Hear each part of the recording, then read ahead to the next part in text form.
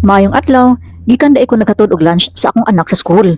Ug nakaunaw na ako nga mahapit ko sa mall. Nagdiretso dayon ko diri sa rooftop kay ila naman pud ning gipanindot usab. After good sa pandemic, wala na jud ni siya na atiman pag-ayo. Ug nagsara na pud ang ubang mga stores diri. Naay nabilin kato mga coffee shop ug katunay pastahanan. Last time na kong anhi diri kay mingaw kaayo unya sa kay karaan na kaayo ug medyo wala na siya limpyo-limpyo. Pero karon kaila na pang gipanindot. Bag-o na ang salo ug sinaw na kaayo. Naginahinay gani kog lakaw kay murag madalin asman ko sa kasinaw eh. Pero dili pa jud tanan giayo kay medyo dako pa mga ayo sunon dirang pita. Mas nindot jud diri pag gabi kam ani kay nindot ang sidlak sa mga suga. Mura bag ninipot nga nagsidak-sidlak sa kahayag. Nagkalingaw na lang sad ko og libot-libot dirang pita. Bisan naginusara lang ta. Nalingaw man sad ko. Daghan ko nakita nga nagpares-pares pero wa ko nainggit oy. Magbulag ra man gihapon na sila. Bitaw, nindot jud og kauban nimo imong mga pamilya diri. Unya mag-aong-kaon dayon mo, inom-inom og kape, tapos unli pictures dayon. Kini day akong gitindugan murag fish pan man ni. Fish pan nga wala pa tubig. Siguro pag naman ni fountain ni. Aw di pa ta sigurado. Sige lang kay mga taon niya sa mga gwardiya diri kung unsa gyud ning sistemahan ni. Basta ang sigurado jud kadaghan kog mga pusing din napita.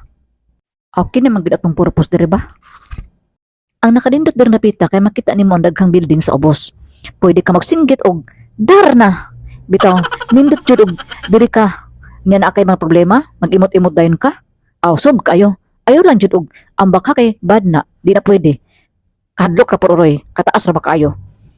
Nya basta kung naagid ang mga problema, iampo dayon na para maluag-luag ang atong mga gibati. Tapos mukaon jud tagtama sa eksaktong oras. Lisod na og mga brother ta. Kay kining content creator ta usahay makalimot tagkaon sa saktong oras. Kay lagi mag-apas. Nga wala man tayo ni gukod. Nya magtanan ta ni gabi sige gihimo content. Tapos pag-upload na to, gamay ra kaayo views. Usahay makaon na ta nga kita ra may gibinuangan ani oy. Mao nga enjoy na lang nato ning atong pagka-content creator oy. Kay nganong enter. Dili na lang nato hunaon nga atong sweldo, muda ko ba o gamay ba. Kay muda ko ra lagi na sa tamang oras, sa tamang panahon. Hindi pa ngayon ang para sayo. Sila muna bago tayo. Pero mapisikan po ta pag ginagmay oy nga panalangin. Unya balik ta ding napita. Kay naunsa naman si Madi oy. Bisa asa naman napadung istorya. Kita ninyo na nasa akong likod. Nindot kayo no. Ganina pa di ay kog sigyaw-yaw diri napita. Pero wa jud nyo kabalog asa ning napita. Naalan day ni sa lugar nga wala pa niyon adtuan. Bitaw naaran ni sa Gmall Bahada ang The Peak. Pero akong tawagan ni Rooftop raman oy. Parehas raman na. Sa sunod siguro ako balik diri. Mahuman na gyud ni og mas nindot pa jud ni. Og diri na lang ko tabang inyong Madi.